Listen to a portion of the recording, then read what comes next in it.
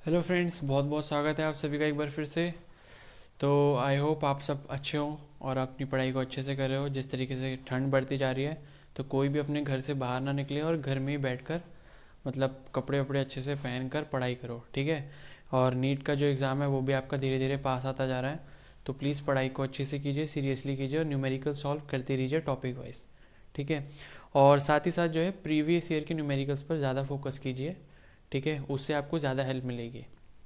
पहले पीवाई की ख़त्म कीजिए, उसके बाद अगर आपके पास टाइम बचता है फिर और किसी बुक को आप रेफ़र कर सकते हैं, ठीक है।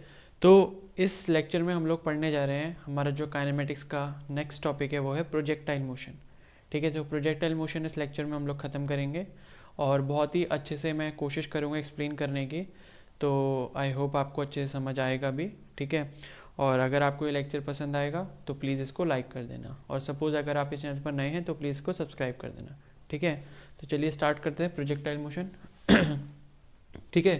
तो बेसिकली प्रोजेक्टाइल में आप जब भी आप प्रोजेक्टाइल मोशन का नाम सुनते हो आप सभी के दिमाग में कुछ ऐसा फिगर आता है कि हमने एक पार्टिकल फेंका और इस तरीके से आकर गिर गया, ठीक है। लेकिन आपको एक चीज़ ध्यान रखनी है कि projectile motion is an example of motion under gravity, ठीक है। मोशन अंडर ग्रेविटी जो हमने लेक्चर देखा था, ठीक है, उसमें बेसिकली क्या होता है, हम कोई भी पार्टिकल को ऊपर फेंक रहे हैं और फिर वो जब ग्रेविटेशनल पुल की वजह से नीचे वापस आता है तो उसे हम बोलते हैं मोशन अंडर ग्रेविटी।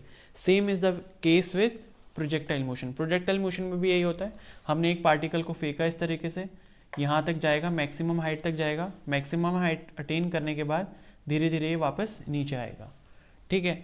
तो प्रोजेक्टाइल मोशन हम ये कह सकते हैं कि it is an example of motion under gravity, ठीक है। मोशन अंडर ग्रेविटी, ये चीज़ आपको ध्यान रखनी है। मोशन अंडर ग्रेविटी का ही एक पर्टिकुलर केस है जिसे प्रोजेक्टाइल मोशन कहा जाता है, ठीक है। अब इसकी कुछ खास बातें देखते हैं।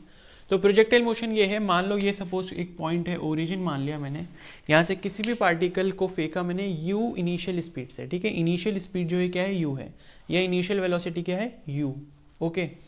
तो u वेक्टर सपोज ये हो गया, क्योंकि ये सपोज इसका पाथ है तो मैंने टेंजेंट से इसकी वेलोसिटी शो करी जो कि है u वेक्टर, क्लियर है। तो y एक्सिस में इसका जो, और हाँ ये चीज़ ध्यान रखनी है, एंगल थीटा पर, हॉरिजॉन्टल लाइन से किस एंगल पर, एंगल थीटा पर, या फिर x एक्सिस से बोल सकते हैं, या ग्राउंड से, या हॉरिजॉन्टल, एक ही बात है, ठीक है। तो थीटा एंगल पर जब मैंने u वेलोसिटी से किसी पार्टिकल को फेंका तो वो इस तरीके से अपना पाथ ट्रेवल करेगा, क्लियर है। तो u वेलोसिटी को अगर मैं कंपोनेंट्स में ब्रेक करना चाहूँ तो उसका परपेंडिकुलर जो कंपोनेंट है वो क्या हो जाएगा, u साइन थीटा, और जो हॉरिजॉन्टल कंपोनेंट है वो क्या हो जाएगा, u कॉस थीटा, ठीक है। ये आप सभी ने पढ़ा होगा। और ये जो मैक्सिमम डिस्टेंस ये ट्रेवल करता है अपनी इनिशियल पॉइंट से लेकर फाइनल पॉइंट तक, मतलब जब हमने उसको फेंका उसके बाद जब वो ग्राउंड पर वापस गिरेगा तब तक का जो मैक्सिमम डिस्टेंस होगा उसे हम बोलते हैं हॉरिजॉन्टल रेंज, ठीक है। Capital R is for range, इसे हम क्या बोलेंगे, हॉरिजॉन्टल रेंज। और ये कैपिटल H जो आप देख रहे हैं ये होती है इसकी मैक्सिमम हाइट, ठीक है। जो मैक्सिमम हाइट ये पार्टिकल अटेन करेगा उसे हम कैपिटल S से डिनोट करते हैं, या हम इसे बोलेंगे maximum height attain by the particle during the projectile motion, ठीक है। तो इतनी बात आपको यहाँ से क्लियर हो गई। अब बेसिकली प्रोजेक्टाइल मोशन में दो टाइप के मोशन हो रहे हैं, ठीक है। जैसे कि आपने u इनिशियल वेलोसिटी से इसको फेंका तो एक मोशन तो इस डायरेक्शन में हो रहा है जो किस वेलोसिटी की वजह से होगा, u साइन थीटा की वजह से। एक हॉरिजॉन्टल डायरेक्शन में मोशन हो रहा है जो किस वेलोसिटी की वजह से हो रहा है, u cos थीटा की वजह से, ठीक है। तो अगर कोई भी वेलोसिटी है या मतलब किसी भी एंगल थीटा पर है, ना कि वो आपके हॉरिजॉन्टल एक्सिस पर है ना वर्टिकल एक्सिस पर है, तो उसमें हमें ये पता है कि उसके दो कंपोनेंट होंगे, एक हॉरिजॉन्टल वाला और एक वर्टिकल वाला, जिस वजह से उसका एक मोशन हॉरिजॉन्टल डायरेक्शन में हो रहा है और एक मोशन हो रहा है वर्टिकल डायरेक्शन में, ठीक है। तो यू को रिजॉल्व करने पे हमको यही चीज़ पता चलती है कि प्रोजेक्टाइल मोशन के दौरान एक हॉरिजॉन्टल डायरेक्शन में मोशन हो रहा होता है और एक वर्टिकल डायरेक्शन में मोशन हो रहा है। आपको कोई भी क्वेश्चन आता है उसमें आपको इसी तरीके से क्वेश्चन का न्यूमेरिकल का एनालिसिस करके सॉल्यूशन करना है कि एक मोशन हॉरिजॉन्टल में एक मोशन वर्टिकल में, ठीक है। तो मैंने क्या करा, इस पूरे प्रोजेक्टाइल मोशन को दो पार्ट्स में डिवाइड कर दिया, एक कर दिया वर्टिकल मोशन में, एक कर दिया हॉरिजॉन्टल मोशन में, क्लियर है। तो वर्टिकल मोशन में बेसिकली क्या हो रहा है, आपने पार्टिकल को भेजा u साइन थीटा वेलोसिटी से, ये वर्टिकल डायरेक्शन में, ये गया, इसने अपनी कुछ मैक्सिमम हाइट अटेन करी, ये वाली हाइट अटेन करी होगी और फिर ये वापस आ गया, क्लियर है। तो ये हो गया इसका वर्टिकल मोशन, जो किस में हो रहा है, वाई एक्सिस पे या वाई डायरेक्शन में, ठीक है। उसी तरीके से हॉरिजॉन्टल डायरेक्शन में ये वाला मोशन हो रहा है, जो कि क्या है, यू कॉस थीटा वेलोसिटी की वजह से, ठीक है। तो ये हो गया यू कॉस थीटा। अब आप देख सकते हो वर्टिकल मोशन के दौरान ग्रेविटेशनल पुल लग रहा है या फिर ग्रेविटेशनल एक्सेलरेशन आ रहा है, ठीक है, या एक्सेलरेशन ड्यू टू ग्रेविटी भी हम उसको बोल सकते हैं, ठीक है। तो स्मॉल जी जो है एक्सेलरेशन यहाँ पर अप्लाई हो रहा है, तो मतलब इस वाले मोशन में यानी कि वर्टिकल वाले मोशन में कुछ ना कुछ एक्सेलरेशन अप्लाई हो रहा है। तो यहाँ पर जो है वेलोसिटी, ये जो यू साइन थीटा है वर्टिकल डायरेक्शन में, ये कांस्टेंट इसी एक्सेलरेशन की वजह से नहीं रहती, ठीक है। Acceleration in Y direction is equal to minus g. Minus g मैंने आपको मोशन अंडर ग्रेविटी में भी बताया था कि जब भी आप acceleration due to gravity consider करोगे हमेशा माइनस जी ही कंसीडर करोगे, ठीक है, क्योंकि वो टूवर्ड्स द अर्थ है, ओके। तो इस एक्सेलरेशन की वजह से क्या हो रहा है, वर्टिकल डायरेक्शन में जो मोशन हो रहा है उसमें वेलोसिटी कांस्टेंट नहीं रहती। वेलोसिटी यहाँ पर मैक्सिमम अभी धीरे धीरे ऊपर जब पार्टिकल जाएगा कम होती रहेगी, कम होने के बाद यहाँ फाइनल पॉइंट जब उसकी मैक्सिमम हाइट आएगी, यहाँ पर उसकी वेलोसिटी वाई डायरेक्शन के केस में क्या हो जाएगी, जीरो। जीरो के बाद जब पार्टिकल दोबारा से नीचे की तरफ आएगा तो उसकी वेलोसिटी बढ़ने लगेगी और यहाँ पर मैक्सिमम वेलोसिटी होगी। क्लियर हो गया। अब खास बात इस मोशन की ये होती है कि जो हॉरिजॉन्टल डायरेक्शन में वेलोसिटी है उसमें कोई एक्सेलरेशन काम नहीं कर रहा होता है। क्लियर है। इस वाले कंपोनेंट के साथ प्रोजेक्टाइल में जो हॉरिजॉन्टल कंपोनेंट है उसमें कोई एक्सेलरेशन काम नहीं कर रहा, यानी कि acceleration in X direction is equal to zero, यानी कि एक्स की वैल्यू क्या हो गई, जीरो हो गई। क्लियर है। अगर एक्सेलरेशन जीरो है एक्स डायरेक्शन में या हॉरिजॉन्टल डायरेक्शन में, इसका मतलब है कि यू कॉस थीटा जो वेलोसिटी है हॉरिजॉन्टल डायरेक्शन में वो क्या होगी, कांस्टेंट होगी। क्लियर हो गया। तो एक बात यहाँ से आपको पता लगी, एक बात यहाँ से पता लगी। अब ये क्या है, प्रोजेक्टाइल मोशन को एनालाइज करने का एक तरीका है। बेसिकली होता क्या है, ये मान लीजिए ग्राउंड है, ठीक है, ये ग्राउंड और ये क्या है, इसकी मैक्सिमम हाइट जो इसने अटेन करी है पार्टिकल ने, और यहाँ से लेके यहाँ तक क्या हो गई इसकी range. Range is basically the distance between the initial point and the final point of the particle during the journey of projectile motion. ठीक है, तो ये कैपिटल आर हो गई, ये कैपिटल एच हो गई। अब बेसिकली होता क्या है, मैंने क्या करा, इनिशियल वेलोसिटी सपोज 5 कंसीडर करी, ठीक है, 5 कंसीडर करने पर और एंगल थीटा कितना लिया, 37 डिग्री। तो आपको मैंने ये ट्रायंगल सभी को बता रखा है कि अगर ये 5 होगा, ये 37 डिग्री है, तो इसके सामने वाली जो साइड होगी, या ये वाली साइड या फिर ये वाली साइड कर लो तो 3 होगी, बेस क्या हो जाएगा, 4 हो जाएगा। क्लियर है। तो इसी को मैंने एनालाइज करा, 37 डिग्री पे मैंने किसी पार्टिकल को फेंका, प्रोजेक्टाइल मोशन उसमें हो रहा है, ठीक है, इनिशियल वेलोसिटी की कितनी 5 है, ओके, 5 यूनिट्स है। तो उसका जो हॉरिजॉन्टल कंपोनेंट हो जाएगा वो कितना हो जाएगा, 4, वर्टिकल कंपोनेंट हो गया 3। अब धीरे धीरे क्या होगा, जैसे ये पार्टिकल आगे बढ़ेगा, अभी हमने पढ़ा हॉरिजॉन्टल कंपोनेंट की वेलोसिटी में कोई भी चेंज नहीं आएगा, क्योंकि हॉरिजॉन्टल कंपोनेंट की वेलोसिटी में कोई एक्सेलरेशन एक्ट नहीं कर रहा है। लेकिन वर्टिकल वाले कंपोनेंट में एक्सेलरेशन लग रहा है, क्या, जी, यानी कि -g, ठीक है, एक्सेलरेशन ड्यू टू ग्रेविटी। तो ये वेलोसिटी आप हॉरिजॉन्टल कंपोनेंट में देखोगे ये हमेशा सेम रहेगी। यहाँ पर 4 है, इस पॉइंट पर कंसीडर करा, यहाँ पर भी 4, इस पर भी 4, इस पर भी 4, इस पर भी 4 होगी, और इस पर भी 4 और इस पर भी 4। मतलब शुरू से लेकर आखिर तक इसकी जो हॉरिजॉन्टल कंपोनेंट की वेलोसिटी है हमेशा कांस्टेंट रहेगी, क्योंकि उसमें कोई भी एक्सेलरेशन एक्ट नहीं कर रहा। यहाँ से आप इस चीज़ को एनालाइज कर सकते हो, ठीक है। साथ ही साथ अब वर्टिकल कंपोनेंट की बात करते हैं। तो वर्टिकल कंपोनेंट इनिशियली यहाँ पर 3 है, उसके बाद क्या हुआ, 2 हुआ, जैसे कि मैंने बताया था एक्सेलरेशन आपका नीचे की तरफ लग रहा है, मतलब नीचे की तरफ इस पार्टिकल पर एक फोर्स एक्ट कर रहा है या एक्सेलरेशन एक्ट कर रहा है, जिस वजह से ऊपर जाने पर क्या होगी, इसकी वेलोसिटी धीरे धीरे कम होगी, फाइनल एक जब मैक्सिमम हाइट आ जाएगी वहाँ पे 0 हो जाएगी, 0 के बाद धीरे धीरे इंक्रीज होगी और यहाँ पर मैक्सिमम होगी। क्लियर है। तो आप यहाँ से देख सकते हो 3 है, फिर यहाँ पर क्या हो गई, 2 हो गई, फिर ये 1 हो गई। अब ये मैक्सिमम हाइट वाला पॉइंट आ गया। इस मैक्सिमम हाइट पर यहाँ पर इसकी जो वेलोसिटी है वाई डायरेक्शन में वी वो कितनी हो जाएगी, 0 हो जाएगी, ठीक है। तभी मैंने इस पॉइंट पर क्या करा है, वाई डायरेक्शन का वेक्टर ड्रॉ नहीं करा है, क्योंकि वो वेक्टर क्या है, 0, velocity in Y direction is equal to 0। अगर उसका मैग्नीट्यूड 0 है यानी कि वो वेक्टर भी 0 हो जाएगा। क्लियर है। तो ये 1 था, फिर यहाँ पर 0 हो गया। 0 होने के बाद वापस से दोबारा से यही पाथ फॉलो होगा रिवर्स डायरेक्शन में, ये 1 वेलोसिटी वर्टिकल डायरेक्शन में नीचे की तरफ। लेकिन आप देख सकते हो हॉरिजॉन्टल वेलोसिटी की डायरेक्शन हमेशा सेम रहेगी, टूवर्ड्स राइट साइड, ठीक है। यहाँ पर भी राइट साइड है, यहाँ पर भी राइट साइड है, लेकिन यहाँ पर वाई डायरेक्शन में जो वेलोसिटी थी ऊपर की तरफ थी डायरेक्शन, यहाँ क्या होगी, नीचे की तरफ होगी। क्योंकि पार्टिकल क्या है, नीचे आ रहा है। तो फिर क्या हुई, 0 थी यहाँ पर, यहाँ 1, फिर यहाँ 2, फिर यहाँ 3। तो आप देख सकते हो इनिशियल वेलोसिटी यहाँ पर जैसे 3 थी तो वापस इसको फिर से 3 मिल गए। ठीक है, तो बेसिकली एक तरीके से आप यहाँ से ये कॉन्क्लूड कर सकते हो कि आपको एक पर्टिकुलर टाइप की सिमेट्री मिल रही है। इसमें सिमेट्री का मतलब अगर वर्टिकल कंपोनेंट यहाँ पर 3 है तो वर्टिकल कंपोनेंट यहाँ पर भी 3 होगा एट द सेम टाइम। ठीक है, तो अब यहाँ पर मैंने ये कुछ इसके इंपॉर्टेंट कॉन्क्लूजन्स लिखे हैं। जो अभी तक हमने ये सब पढ़ लिया उसके कुछ कॉन्क्लूजन्स ये हैं कि velocity in Y direction first decreases, then it comes to 0, then it increases. इसका मतलब ये है कि वेलोसिटी वाई डायरेक्शन में क्या होता है, पहले धीरे धीरे घटती है, फिर 0 होती है, फिर धीरे धीरे बढ़ती है। ठीक है, वेलोसिटी इन एक्स डायरेक्शन यानी कि Vx हमेशा क्या रहेगा, कांस्टेंट रहेगा। ये चीज़ आपको ध्यान रखनी है। साथ ही साथ सिमेट्री इन वाई डायरेक्शन, जो अभी ये सिमेट्री मैंने आपको बताई वेलोसिटी वाली, तो ये सिमेट्री हमेशा ये रहेगी। ठीक है, इसका जो करस्पॉन्डिंग पॉइंट इस पाथ पर होगा उस पर इसके जो वेलोसिटी के कंपोनेंट है वो यहाँ पर भी वेलोसिटी के कंपोनेंट वही रहेंगे, लेकिन जो वाई एक्सिस है वो यहाँ पर क्या हो जाएगा, नीचे की तरफ हो जाएगा। यानी कि वाई एक्सिस की जो डायरेक्शन है वो सिर्फ चेंज हो जाएगी, बाकी सारी चीज़ें सेम रहेंगी। ठीक है, एट एच यानी कि ये वाली एच हाइट पर, मैक्सिमम हाइट पर वी वाई इक्वल टू 0, अभी हमने देखा था वर्टिकल डायरेक्शन में जो वेलोसिटी है वो क्या हो जाएगी, 0 हो जाएगी, लेकिन एक्स डायरेक्शन में वेलोसिटी यू कॉस थीटा ही रहेगी। मतलब जितनी यहाँ पर थी उतनी यहाँ पर रहेगी। इनिशियली क्या थी, यू कॉस थीटा, तो यहाँ पर भी क्या रहेगी, यू कॉस थीटा रहेगी। ठीक है, तो ये प्रोजेक्टाइल मोशन का बेसिक था। ठीक है, अब इसके बाद मैं आपको एक न्यूमेरिकल बताता हूँ जिससे आपको और ज़्यादा अच्छे से क्लियर हो जाएगा।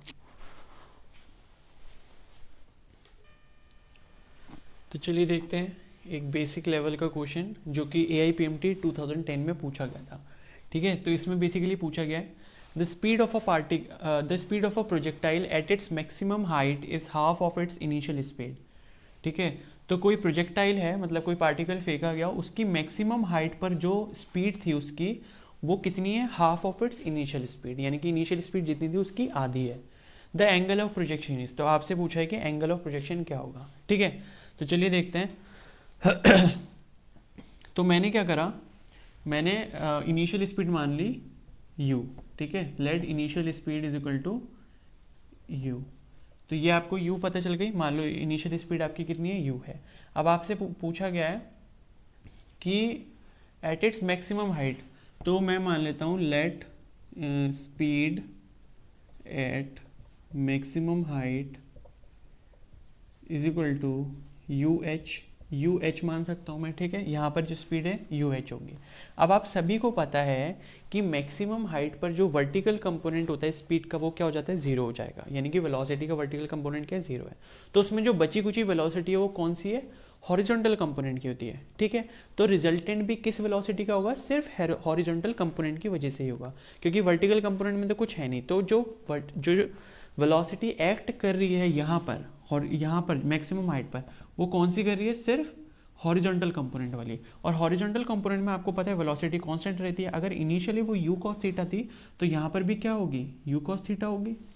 क्लियर है, तो क्या मैं ऐसे लिख सकता हूँ कि u h is equal to u cos theta, क्योंकि मैक्सिमम हाइट पर जो आपकी वेलोसिटी है वाई डायरेक्शन में तो 0 है, एक्स डायरेक्शन में है वो कितनी है, यू कॉस थीटा। तो रिजल्टेंट क्या हो जाएगा, 0 और यू कॉस थीटा का यू कॉस थीटा हो जाएगा, तो यू कॉस थीटा हो गया। ठीक है, अब आपसे कंडीशन ये दी हुई है कि साथ ही साथ जो मैक्सिमम हाइट पर जो आपकी वेलोसिटी है वो half of the initial velocity है, जिसको मैंने यू कंसिडर करा है।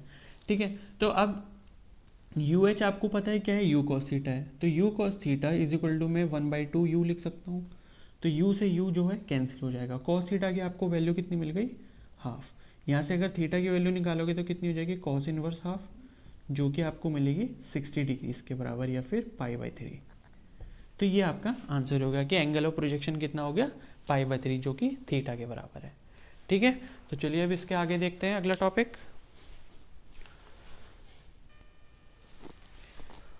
तो चलो अब नेक्स्ट टॉपिक देखते हैं। ठीक है, नेक्स्ट टॉपिक है हमारा resultant velocity and inclination with horizontal. ठीक है, इसका मतलब ये है कि सपोज किसी भी पार्टिकल का कोई प्रोजेक्टाइल मोशन हो रहा है, मैंने उसका पाथ ही कंसीडर कर लिया। ठीक है, ये हाइट h हो गई, ये उसकी रेंज r हो गई। ठीक है, ये सब चीज़ें आपको पता है, थीटा एंगल पे है, इनिशियल वेलोसिटी उसकी u मानी गई है, उसका हॉरिजॉन्टल कंपोनेंट क्या हो जाएगा, u cos theta, vertical component क्या हो जाएगा, यू साइन थीटा, ठीक है, वाई डायरेक्शन में यू साइन थीटा और एक्स डायरेक्शन में यू कॉस थीटा। तो रिजल्टेंट वेलोसिटी का मतलब ये है कि आपसे मान लो किसी भी पर्टिकुलर पॉइंट पे, मान लो सपोज मैंने एक पॉइंट P कंसीडर करा जिसके कोऑर्डिनेट्स में मान लो लेता हूँ x, y, ठीक है। इस P पॉइंट के मान लो अगर कोऑर्डिनेट्स x, y हैं तो इस पर्टिकुलर P पॉइंट पे रिजल्टेंट वेलोसिटी कितनी होगी। क्या मैं इसको ऐसे मान सकता हूँ कि रिजल्टेंट वेलोसिटी इस डायरेक्शन में होगी, इस तरीके से, मान लो v है, ठीक है, क्या है, v है। ओके, ये मैं रब कर देता हूँ ताकि आप कंफ्यूज ना हो, ठीक है, अभी समझा के लिखूंगा मैं इसको। ठीक है, तो ये हो गया।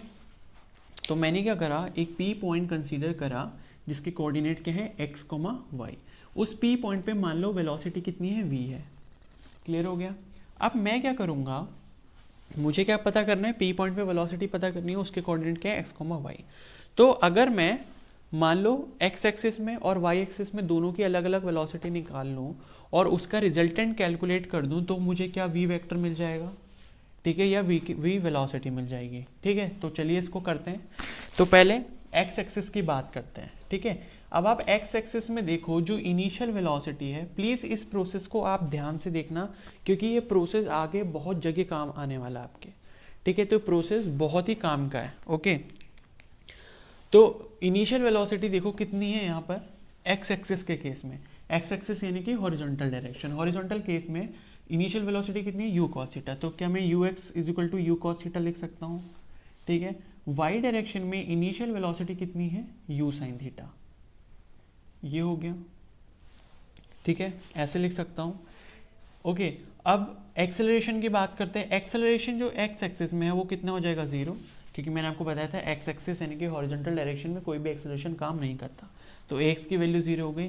साथ ही साथ अगर हम y डायरेक्शन में देखेंगे एक्सेलरेशन तो कितने के बराबर हो जाएगा, -g, यानी कि एक्सेलरेशन ड्यू टू ग्रेविटी वहाँ पर काम कर रहा है। क्लियर हो गया। टाइम दोनों ही केस में t कंसिडर कर रहा हूँ मैं, ठीक है, टाइम कितना है, t। ये कैलकुलेशन हम इस पर्टिकुलर पॉइंट के लिए कर रहे हैं, मतलब हमको इनिशियल वेलोसिटी पता है, मान लिया हमने t टाइम के बाद ये p पॉइंट पर पार्टिकल पहुंचा है। क्लियर हो गया। तो इस p पार्टिकल पर हम क्या करेंगे, हॉरिजॉन्टल कंपोनेंट ढूंढेंगे, किसका, वेलोसिटी का, साथ ही साथ वर्टिकल कंपोनेंट ढूंढेंगे वेलोसिटी का, ठीक है। कौन सा, फाइनल वेलोसिटी, क्योंकि इनिशियली हमने यहाँ से स्टार्ट करा, फाइनल यहाँ पर मान लो आकर रुक गए हैं, p पॉइंट पर क्या कर रहे हैं, हम रुक गए हैं, तो तब के केस की बात कर रहे हैं, ठीक है। तो यहाँ से यहाँ तक के रास्ते, मतलब केस कौन सा बन रहा है, मतलब पाथ कौन सा ले रहे हैं, फॉर पाथ OP, ठीक है, O से लेकर P तक के पाथ की हम बात कर रहे हैं। तो इनिशियल वेलोसिटी इन x direction u cos theta हो गई, इनिशियल वेलोसिटी इन y डायरेक्शन ये u sin थीटा हो गई, एक्सेलरेशन इन x डायरेक्शन 0 हो गया, acceleration in y direction -g के बराबर हो गया। टाइम हमने माना कि O से P तक चलने में कितना लग रहा है, t टाइम लग रहा है। क्लियर हो गया। अब हम इसमें क्या करेंगे, v is equal to u plus AT apply कर सकते हैं ताकि हमको यहाँ पर वर्टिकल वेलोसिटी मिल जाए। कौन सी, x डायरेक्शन में, x डायरेक्शन में मतलब ये वाली वेलोसिटी, ये क्या है, vx है, ये क्या है यहाँ पर, vy, क्योंकि अगर ये v है तो ये vx होगी, vy होगी। क्लियर हो गया। तो vx is equal to ux plus ax plus t हो जाएगा, ax t हो जाएगा। साथ ही साथ अगर y डायरेक्शन की बात करें तो क्या मैं इसको ऐसे लिख सकता हूँ, vy is equal to uy plus ay into t, इस तरीके से हो गया।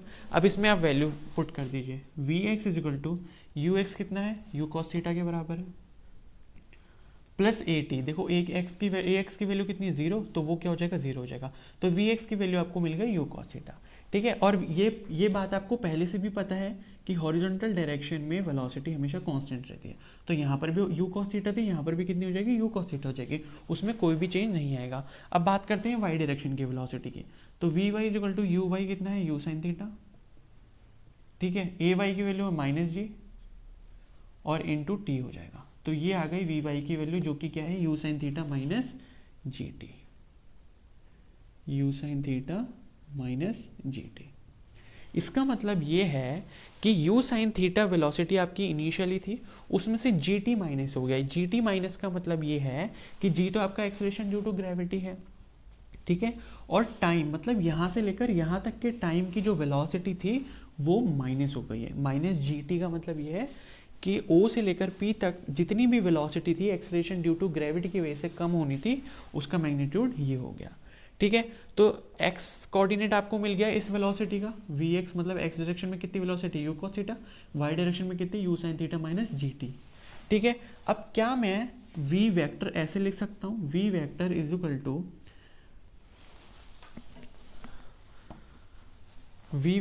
इक्वल टू क्या मैं ऐसे लिख सकता हूँ vx i cap plus vy j cap, इस तरीके से भी लिखा जा सकता है वेक्टर फॉर्म में।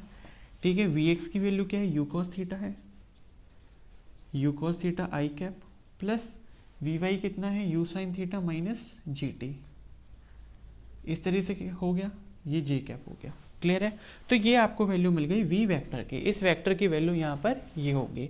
अब सपोज आपको इसका मैग्नीट्यूड चाहिए, तो v vector is equal to क्या हो जाएगा, under root vx square plus vy square, यानी कि u cos थीटा का whole square plus u sin theta minus gt का होल स्क्वायर। क्लियर हो गया। अब इसको थोड़ा सा और आगे हम सॉल्व कर सकते हैं। क्लियर है, तो मैं इसको यहाँ पर सॉल्व कर देता हूँ। तो v वेक्टर का magnitude is equal to u cos theta का होल स्क्वायर, यानी कि u square cos square theta हो जाएगा, और ये हो जाएगा a माइनस बी का होल स्क्वायर, यानी कि a square plus B square, यानी कि जी स्क्वायर टी स्क्वायर हो जाएगा,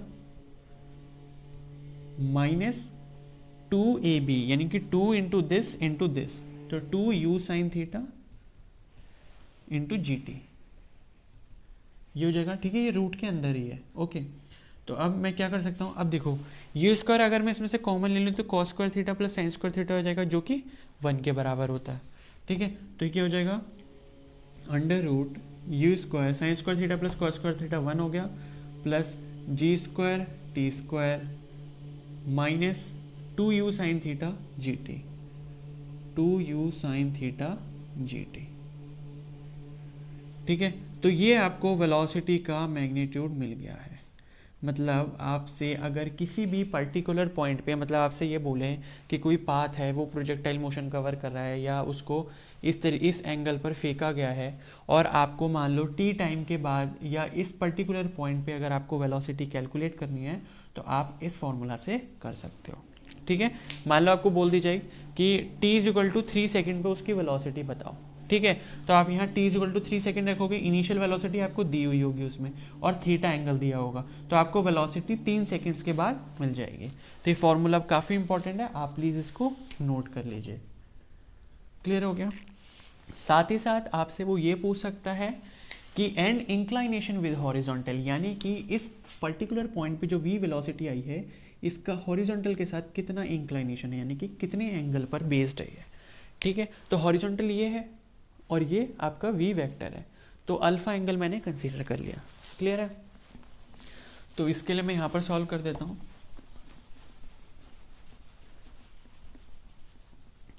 तो आप सभी को पता है अगर मैं tan अल्फा की वैल्यू निकालूंगा तो क्या होगी, परपेंडिकुलर अपॉन बेस। अगर मैं ये परपेंडिकुलर देखूंगा तो ये परपेंडिकुलर इसके बराबर होगा जो कि vy है, और बेस क्या हो जाएगा vx। vy आप सभी को पता है, हमने कैलकुलेट करा था, u sign theta minus g t divided bye u cos theta. तो ये आपको tan अल्फा का फॉर्मूला मिल गया। अल्फा की अगर वैल्यू कैलकुलेट करनी है तो इस चीज़ का tan इनवर्स कैलकुलेट हो जाएगा। ठीक है, तो काफ़ी इंपॉर्टेंट टॉपिक है, इस पर क्वेश्चन पूछा जा सकता है। ठीक है, तो चलिए अब इसके आगे देखते हैं। तो चलिए इसे टॉपिक के बेस पर एक न्यूमेरिकल देखते हैं। ठीक है, न्यूमेरिकल ये है, a projectile is thrown with 100 metre per second speed. एक प्रोजेक्टाइल है जिसकी इनिशियल वेलोसिटी u कितनी है, 100 मीटर पर सेकेंड। ठीक है, at an angle 60 degree with horizontal, और ये जो थीटा की वैल्यू दी है आपको कितनी दी है, 60 डिग्री। तो लिख लेते हैं इन्फॉर्मेशन, u आपको दिया है 100 मीटर पर सेकेंड, साथ ही साथ थीटा कितना दिया है, 60 degree. Find the time after which it's inclination is 45 degree. तो इस क्वेश्चन का कहने का मतलब है हमें वो टाइम ढूंढना है। देखो बेसिकली होगा क्या, जब ये 60 डिग्री पर जाएगा तो 60 डिग्री के बाद धीरे धीरे क्या होगा, इसका एंगल कम होता रहेगा प्रोजेक्टाइल का। ठीक है, धीरे धीरे कम होगा प्रोजेक्टाइल का एंगल, और साथ ही साथ मैक्सिमम हाइट पर पहुंचते पहुंचते क्या हो जाएगा, 0 डिग्री हो जाएगा, क्योंकि प्रोजेक्टाइल ऐसे जाएगा ऐसे जाएगा ऐसे जाएगा फिर ऐसे हो जाएगा। ठीक है, तो बेसिकली क्या हो रहा है, ये ऐसे जा रहा है ऐसे जा रहा है, फिर इसका एंगल धीरे धीरे कम होता जा रहा है। तो कोई ऐसा पर्टिकुलर पॉइंट आएगा जिस पर ये प्रोजेक्टाइल का एंगल 45 डिग्री हो जाएगा, यानी कि आपको बेसिकली इस अल्फा की वैल्यू दी है और आपसे ये पूछा है कि अल्फा 45 डिग्री किस टाइम पर होगा। ठीक है, तो आपको अल्फा और टाइम का रिलेशन पता है किसी भी एक पर्टिकुलर पॉइंट पे, जो कि क्या होता है, आपको क्या दिया है, अल्फा दिया है, तो मैं लिख लेता हूँ alpha is equal to 45 degree. आपको रिलेशन पता है, अभी हमने पढ़ा कि tan alpha is equal to you sine theta minus g t divided by you cos theta. ठीक है, तो आपसे ये पूछा गया है कि कौन सा वो टाइम होगा जिस पर ये जो इंक्लाइनेशन का एंगल है वो क्या होगा, 45 डिग्री। ठीक है, क्योंकि एंगल क्या होगा, 60 डिग्री था पहले इनिशियली, तो धीरे धीरे धीरे धीरे एंगल ये कम होता जाएगा। फाइनली एक हाईएस्ट, मतलब जब ये इसका हाईएस्ट पॉइंट आएगा, ठीक है, मैक्सिमम हाइट पर जब ये प्रोजेक्टाइल होगा तब इसका एंगल क्या होगा, 0 डिग्रीज होगा। ठीक है, तो आपको बताना है अल्फा की वैल्यू 45 डिग्री कब होगी। तो हम क्या करेंगे, इसमें रख देंगे वैल्यूज, tan 45 हो गया, अल्फा की जगह 45 रख दिया, हमने t निकालना है। ठीक है, तो अब आप ये देखो, u साइन थीटा यानी कि u आपको कितना दिया, 100, साइन थीटा यानी कि साइन 60 हो गया, माइनस g 10 मान लेते हैं, ठीक है, into T divided bye u cos theta, जो कि क्या हो जाएगा 100 cos 60। क्लियर हो गया। tan 45 की वैल्यू क्या होती है, 1 के बराबर, तो 1 अगर इधर है तो ये इधर आके 1 से मल्टीप्लाई हो जाएगा, तो हम इसको ऐसे ले सकते हैं 100 cos 60 is equal to 100 sine 60 minus 10 into t. Clear हो गया। अब और कैसे कर सकते हैं, 100 cos 60 कितना हो जाएगा, cos 60 की वैल्यू होती है 1/2। ठीक है, तो 100/2 हो गया इज इक्वल टू 100 साइन 60 यानी कि 100 साइन 60 की value √3/2। Clear, minus 10t। Clear हो गया। मैंने क्या करा, 10t को इधर ले आऊँगा और 100/2 को इधर ले जाऊँगा। ठीक है, तो 10t में इधर ले आया, 100 √3/2, ये 250 टाइम्स जा कट जाएगा, ये भी 250 टाइम। ठीक है, तो 10t को मैं लेफ्ट हैंड साइड में ले आया और इस 50 को उधर ले जाऊँगा, तो 50 √3 माइनस 50। क्लियर हो गया। अब t को मैं ऐसे लिख सकता हूँ 50 कॉमन आ गया, ब्रैकेट में क्या बचेगा, √3 माइनस 1 डिवाइडेड बाय ये 10 यहाँ पर आ गया, तो ये 10 से 5 टाइम्स ये चला गया, तो ये आ गया आपका 5 ब्रैकेट में √3 माइनस 1 सेकेंड्स। क्लियर हो गया, क्योंकि मीटर पर सेकंड में वेलोसिटी दी थी तो टाइम आपको क्या मिलेगा, सेकंड्स मिलेगा। तो ये जो 5 √3 माइनस 1 जो आया ये आपका टाइम हो जाएगा। इस पर्टिकुलर टाइम जब प्रोजेक्टाइल मूव कर रहा होगा, 0 से लेकर इतने टाइम तक जब मूव करेगा, तो इस पर्टिकुलर टाइम पर जो एंगल ऑफ इंक्लाइनेशन होगा वो कितना होगा, 45 डिग्री। ठीक है, तो आई होप आपको ये अच्छे से कॉन्सेप्ट क्लियर हो गया होगा कि ये कॉन्सेप्ट हमें कहाँ पर यूज़ करने को मिलेगा। क्लियर है, तो चलिए अब इससे आगे बढ़ते हैं। तो चलिए फ्रेंड्स अब आगे देखते हैं। ठीक है, तो अब जो हम देखने वाले हैं वो ये देखने वाले हैं कि time of flight, horizontal range और साथ ही साथ जो मैक्सिमम हाइट है वो किस तरीके से हम कैलकुलेट कर सकते हैं।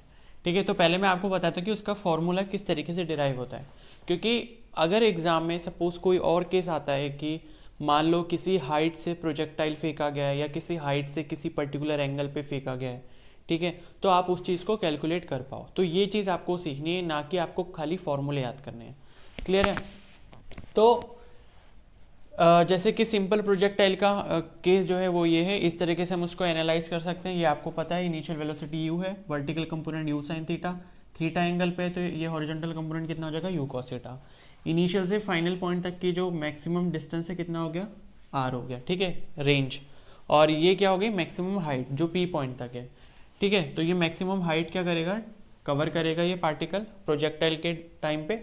ओके, तो अब हमें पहले क्या करना है, पहले हम कैलकुलेट करने जा रहे हैं टाइम ऑफ फ्लाइट, यानी कि जब किसी पार्टिकल को u वेलोसिटी से हमने थीटा एंगल पर फेंका तो उसके इनिशियल पॉइंट से फाइनल पॉइंट तक, मतलब यहाँ तक इनिशियल पॉइंट से फाइनल पॉइंट तक, इसको मैं q मान लेता हूँ, तो o से लेकर q तक का जितना भी इसने डिस्टेंस ट्रैवल करा है, पाथ ट्रैवल करा है, तो उसमें कितना टाइम कंज्यूम हुआ है वो हम कैलकुलेट करेंगे।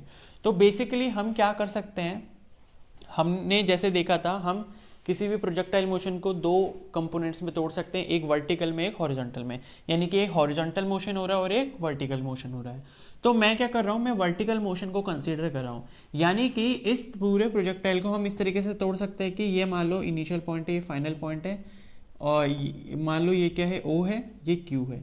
तो एक तो ऐसे जा रहा है, इसका हॉरिजॉन्टल मोशन किस वेलोसिटी से, यू कॉस थीटा से। और अगर मैं वर्टिकली देखूं मोशन को तो ओ यू हो गया, ओ ये हो गया और क्यू ये हो गया। तो बेसिकली ये इस तरीके से भी एक तरीके का मोशन कर रहा है, ठीक है, जो ये मैक्सिमम हाइट एच कवर करेगा उस टाइम पे। क्लियर है? तो इस केस में जो इसकी वेलोसिटी वो कितनी है, यू साइन थीटा। इतनी बात आपको समझ आ गई होगी। तो टाइम ऑफ फ्लाइट के लिए हमें कौन सा मोशन कंसीडर करना है, हमें वर्टिकल मोशन कंसीडर करना है। क्यों? क्योंकि हमें हॉरिजॉन्टल मोशन में आपको वेलोसिटी दी है, लेकिन ये आर जो है वो हो सकता है नोन भी हो और हो सकता है अननोन भी हो, तो हम इस चीज़ पे डिपेंड नहीं रह सकते। लेकिन वर्टिकल मोशन में हमको सारी चीज़ें अवेलेबल है, ठीक है। तो वर्टिकल मोशन को कंसीडर करते हुए हम टाइम ऑफ फ्लाइट को कैलकुलेट करेंगे, ठीक है। तो बेसिकली हम क्या कर रहे हैं, ओ से लेकर ये जो हाईएस्ट पॉइंट था इसका पी, ओ से लेकर पी तक का हम टाइम कैलकुलेट कर लेंगे। जितना टाइम ओ से पी का है उतना टाइम पी से क्यू होगा। तो यानी कि हम ओ से क्यू तक के टाइम के लिए 2 से इस टाइम को मल्टीप्लाई कर देंगे जो ओ से लेकर पी तक का टाइम आएगा, ठीक है। तो ओ से पी तक का मैं मोशन कंसीडर कर रहा हूँ वाई डायरेक्शन में। तो आपको इनिशियल वेलोसिटी पता है वाई डायरेक्शन में कितनी, यू साइन थीटा हो जाएगी, u y equal to you sine theta. Acceleration आप सभी को पता है कितना लग रहा है, माइनस जी लग रहा है। टाइम मैंने टी कंसीडर कर लिया, यहाँ से लेके यहाँ तक का टाइम कितना होगा, स्मॉल टी। क्लियर हो गया? अब आप देख सकते हो अगर मैं इसमें इक्वेशन लगाऊं, हाँ यहाँ पर आपका पार्टिकल जो है पहुंच गया है। तो आप देख सकते हो यहाँ पर जो हमने ये देखा था कि हाईएस्ट पॉइंट पर, ठीक है, जो हाईएस्ट पॉइंट होता है प्रोजेक्टाइल का, वहाँ पर जो वाई डायरेक्शन में वेलोसिटी होती है वो कितनी होती है, 0 होती है। तो ये चीज़ भी हमको पता है। तो वी वाई की वैल्यू कितनी होगी, 0। अब मैं यहाँ पर इक्वेशन ऑफ मोशन यूज़ कर सकता हूँ, ठीक है, v is equal to u plus a t. तो y डायरेक्शन में तो सब में मैं y लगा देता हूँ, v y is equal to you y plus a y into t. Same यही चीज़ आपको सारी जगह पर यूज़ करनी है, आप आगे देखोगे तो आपको पता लगता रहेगा, ठीक है। तो वी वाई की वैल्यू आपको 0 मिल गई, यू वाई आपके लिए यू साइन थीटा है, ठीक है, और ए वाई की वैल्यू माइनस जी है तो मैंने माइनस जी कर दिया, और टी टाइम है, ठीक है। तो मैं यहाँ से u sine theta is equal to g t कर सकता हूँ। क्लियर है? तो t की वैल्यू मुझे मिल जाएगी u sine theta by g। तो ये जो टाइम आया ये आया है ओ पी के लिए, मतलब o से लेकर p तक के लिए टाइम कितना आया है, u sine theta by g। अगर मुझे टोटल टाइम निकालना है, यानी कि टी ओ क्यू, o से लेकर q तक का टाइम निकालना है, तो क्या वो 2 into t times of o p हो जाएगा, ठीक है, 2 times of t o p हो जाएगा। क्लियर है? मतलब जितना ये टाइम यहाँ से यहाँ तक का लगा उतना ही यहाँ से यहाँ तक का लगेगा, तो 2 गुना हो जाएगा पूरे के लिए। तो t is equal to total time capital T है वो कितना हो जाएगा, 2 u sine theta by g. ठीक है, आई होप आपको ये अच्छे से समझ आ गया होगा कि टाइम ऑफ फ्लाइट किस तरीके से कैलकुलेट किया जाता है। Capital T is time of flight. और आपको एक चीज़ अभी ये ध्यान रखनी है कि ये जो capital T time of flight हमने कैलकुलेट करा है ये सिर्फ ग्राउंड से लेकर ग्राउंड तक के प्रोजेक्टाइल के लिए ही वैलिड है, ठीक है। यहाँ कंडीशन है इसके लिए important, only for ground to ground projectile. मतलब ग्राउंड से हमने किसी पार्टिकल को फेंका और वो ग्राउंड पे ही वापस गिरा, तब उस केस में कैपिटल टी जो है यानी कि time of flight 2u sine theta by g हो जाएगा। 2u इनिशियल वेलोसिटी हो गई, थीटा यानी कि एंगल ऑफ प्रोजेक्शन हो गया, और जी आपको पता है 9.8, ठीक है। या अगर आपको क्वेश्चन में 10 दिया है तो आप 10 रखोगे। ओके, तो चलो ये हो गया हमारा टाइम ऑफ फ्लाइट। अब हम देखते हैं इसी के जैसा क्या करना है हमको। टाइम ऑफ फ्लाइट के बाद अब हम करेंगे मैक्सिमम हाइट कैलकुलेट, ठीक है। क्या करने वाला है, मैक्सिमम हाइट, यानी कि इस कैपिटल H का क्या रिलेशन होगा, इस कैपिटल H को हम कैसे कैलकुलेट करेंगे। सेम वर्टिकल मोशन ही कंसीडर करना है, क्योंकि कैपिटल H के लिए आप हॉरिजॉन्टल मोशन से कोई लिंक नहीं निकाल सकते हैं, ठीक है। तो ये वर्टिकल मोशन आपने कंसीडर करा, सारी चीज़ें वही सेम रहेंगी, ठीक है। वी वाई 0 हो गया, ओके। और आप एक चीज़ और यहाँ पर देख सकते हो, अब हम यहाँ पर क्या करेंगे, यहाँ पर हम टाइम को यूज़ नहीं करने वाले हैं, ठीक है, स्मॉल टी जो टाइम है इसका कोई यूज़ नहीं होगा, क्योंकि जब भी हम कोई चीज़ कैलकुलेट कर रहे हैं तो हमें वही चीज़ लेनी होती है जो हमारे पास अवेलेबल है। तो टाइम हमने पिछले वाले में इसलिए लिया क्योंकि टाइम हमको कैलकुलेट करना था, लेकिन इस केस में टाइम हमारे पास नहीं है, हम ऐसा मान के चलेंगे, क्योंकि ज़रूरी नहीं है कि वो पहले आपसे न्यूमेरिकल में टाइम कैलकुलेट करवाए उसके बाद ये कैलकुलेट करवाए। ठीक है, तो हम टाइम को अभी कंसीडर नहीं करेंगे, हम ये सोचेंगे अभी हमारे पास टाइम की कोई बात नहीं की गई है। तो आपको जो जो चीज़ें दी गई हैं वही लिखेंगे। ठीक है, u y is equal to you sine theta, ये आपको पता है। वर्टिकल मोशन से ओ से पी तक ए इज इक्वल टू माइनस जी लग रहा है। साथ ही साथ अब जो चीज़ अवेलेबल है वो आपके पास है ये कैपिटल एच, यानी कि पार्टिकल का जो डिस्प्लेसमेंट है, डिस्प्लेसमेंट मतलब वर्टिकल डिस्टेंस। ठीक है, तो वर्टिकल डिस्टेंस यहाँ से लेके यहाँ तक का होगा, वो कितना है, कैपिटल एच। तो क्या मैं ऐसे लिख सकता हूँ, s Y is equal to capital h. I hope आपको ये समझ आ रहा होगा। ठीक है, तो एस वाई की वैल्यू कितनी हो गई, कैपिटल एच, यानी कि जो वाई डायरेक्शन में वर्टिकल डिस्प्लेसमेंट कवर हुआ है वो कितना हुआ है, कैपिटल एच के बराबर। अब हम यहाँ पर इक्वेशन यूज कर सकते हैं, v square is equal to u square plus 2as। Y direction में कर रहे हैं तो मैं सबके नीचे y लगा सकता हूँ। V y square is equal to you y square plus 2ay s y. Clear हो गया। तो वी वाई तो आपको 0 दिया हुआ है। ठीक है, यू वाई स्क्वायर यानी कि u square sine square theta हो जाएगा प्लस 2ay की वैल्यू आपको माइनस जी दी है। ठीक है, और ये एस वाई की वैल्यू आपको कितनी है, कैपिटल एच। क्लियर हो गया। तो ये क्या हो जाएगा, 0 is equal to u square sine square theta minus 2gh हो जाएगा। अब इस माइनस 2gh को इधर ला सकता हूँ मैं, माइनस 2gh इधर आ गया तो 2gh पॉजिटिव हो जाएगा। 2gh is equal to u square sine square theta, यानी कि कैपिटल एच की जो वैल्यू आ जाएगी वो आ जाएगी आपके पास u square sine square theta by 2g। तो ये आ गया आपके पास मैक्सिमम हाइट कैपिटल एच का फॉर्मूला, जो कि u square sine square theta by 2g के बराबर होता है। क्लियर है। सिंपली हमने यही वर्टिकल डायरेक्शन का मोशन कंसिडर करा, टाइम ऑफ फ्लाइट के लिए भी यही करा था और मैक्सिमम हाइट के लिए भी यही वाला करा है। तो कैपिटल एच की वैल्यू क्या हो जाएगी, u square sine square theta by 2g। तो ये फॉर्मूला आपका अप्लाई होगा only for ground to ground projectile. ठीक है, अभी हम सिर्फ ग्राउंड से ग्राउंड तक की ही बात कर रहे हैं, यानी कि ग्राउंड से पार्टिकल को फेंका गया और ग्राउंड पर ही पार्टिकल गिरा है। ठीक है, only for ground to ground projectile. तो ये हो गया कैपिटल एच। आई होप आपको ये अच्छे से समझ आ गया होगा कि टाइम ऑफ फ्लाइट कैसे करना है और क्या बोलते हैं मैक्सिमम हाइट कैसे करनी है। अब हम देखते हैं कि रेंज कैसे कैलकुलेट करनी है। ठीक है, तो चलिए अब देखते हैं ये रेंज निकालने का फॉर्मूला। ठीक है, तो रेंज क्या है, basically it is the maximum distance which is covered by the projectile on the ground. ठीक है, तो इनिशियल पॉइंट से लेकर फाइनल पॉइंट तक जो भी मैक्सिमम डिस्टेंस जो प्रोजेक्टाइल के दौरान ट्रैवल होता है उसे हम क्या बोलते हैं, रेंज। ठीक है, तो अब आप देख सकते हो रेंज को कैलकुलेट करने के लिए हमको वर्टिकल मोशन से कोई मतलब नहीं है। ठीक है, क्योंकि वर्टिकल मोशन में हम कुछ भी नहीं कर सकते जाके कि हम रेंज कैलकुलेट कर लें।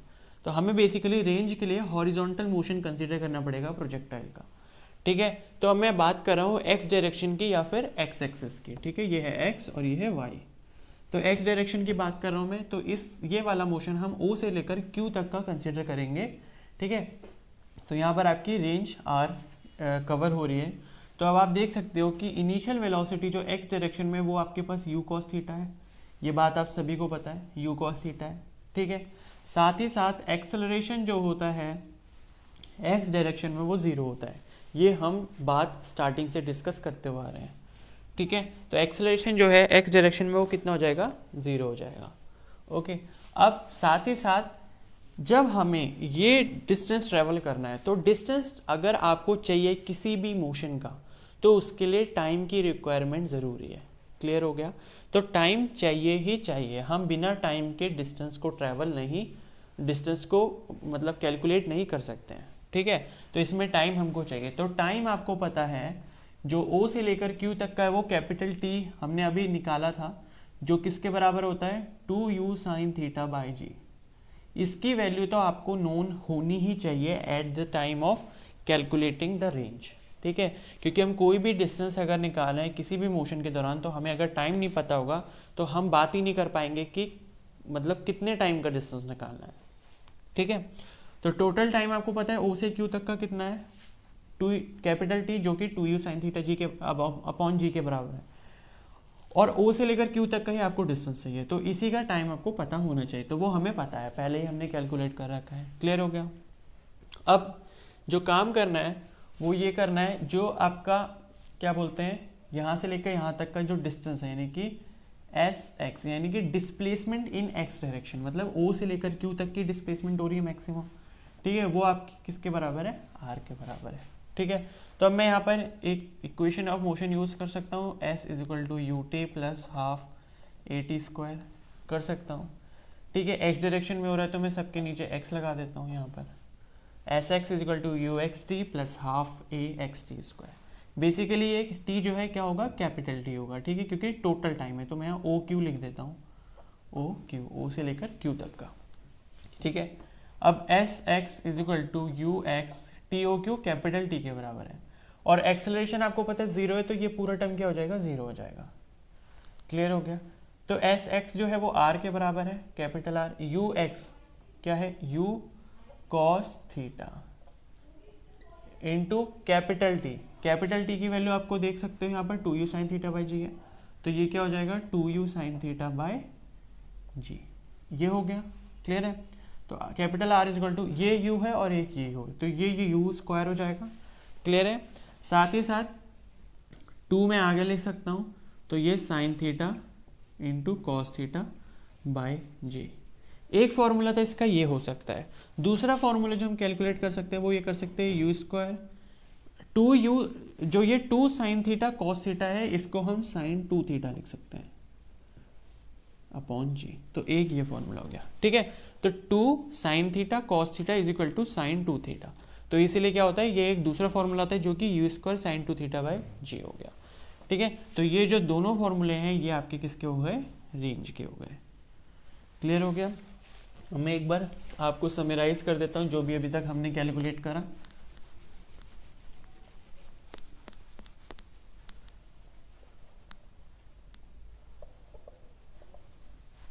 तो कैपिटल आर मतलब रेंज का फॉर्मूला आपको मिल गया। कैपिटल टी का आपके पास फॉर्मूला था 2u sin theta by g. ठीक है, और कैपिटल एच ये था आपका you square sine square theta, एक मिनट मुझे चेक करना पड़ेगा,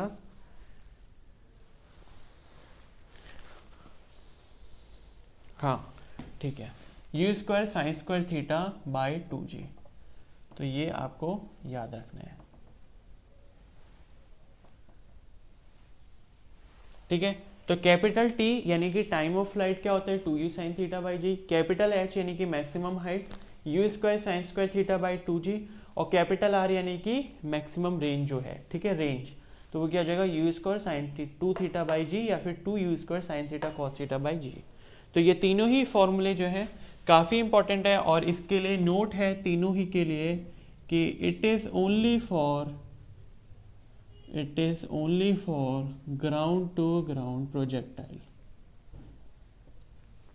ठीक है, ये दिमाग में आपको रखना है कि ये आप किसी और केस के लिए नहीं कर सकते जब तक आपको ये नहीं बोला जाता कि ग्राउंड से ये पार्टिकल फेंका गया और वापस ग्राउंड पर ही जा रहा है, तभी के लिए ये तीनों फॉर्मूले एप्लीकेबल होंगे। ठीक है, अब इससे रिलेटेड कुछ न्यूमेरिकल देखते हैं। चलिए न्यूमेरिकल देखते हैं। ठीक है, जो भी हमने पढ़ा उसी के बेस पर है।